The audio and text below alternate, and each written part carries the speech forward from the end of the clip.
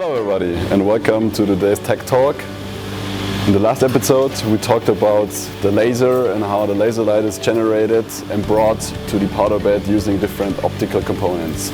Today we want to focus on the direct metal laser sinter process itself and look behind the fireworks that in the end lead to a solid part. Therefore I invited a true expert in this field, Sebastian, my colleague. Welcome to the show.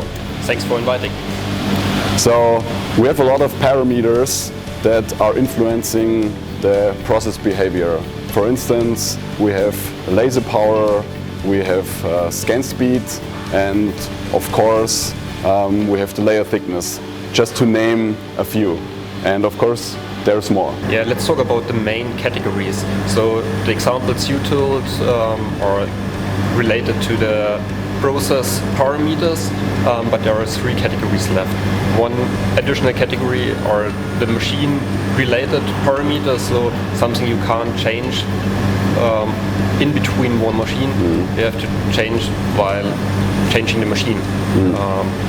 The next category is the raw material you want to use, and the last category are the boundary conditions outside the machine. So what's the temperature of the shop floor, for example, or the ambient pressure of the shop floor, or stuff like this. In order to expose the powder layer by layer, we use different scanning patterns, like the downscan, but there's more.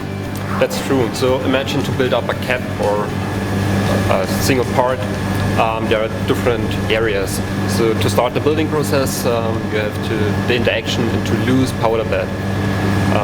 That's the downscan. The area with layers above and below, that's the infill.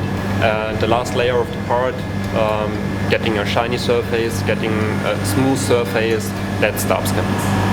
When we stand in front of the machine and look into the inside and watch a process, we see a laser line instead of a point. So how come? So the human eyes are not able to follow the high speed of the laser. The laser for the most materials is working in a range of 1000 to 1500 millimeters per second, and the human eyes are not able to follow this speed. So that's the reason why you see a line and not a point. Okay, and when we look at the process, we see smoke generated by the mat pool and getting into kind of vertical direction. So how is the smoke influencing the quality of the process? So each laser power is gathered by the smoke will not become into the part. So that means in an extreme situation the energy is not enough to melt the material, and you will get failure into the part, like not melted material or pores or something like that. And we see that this smoke or condensate is blowing away with a constant inert gas flow. Yeah, that's one of the key aspects of our machines, to get rid of the smoke we talked about, to get a clear process and to ensure the quality for the part is the same for each area and each layer. So thank you very much for this very comprehensive overview and the deep insights in our metal process.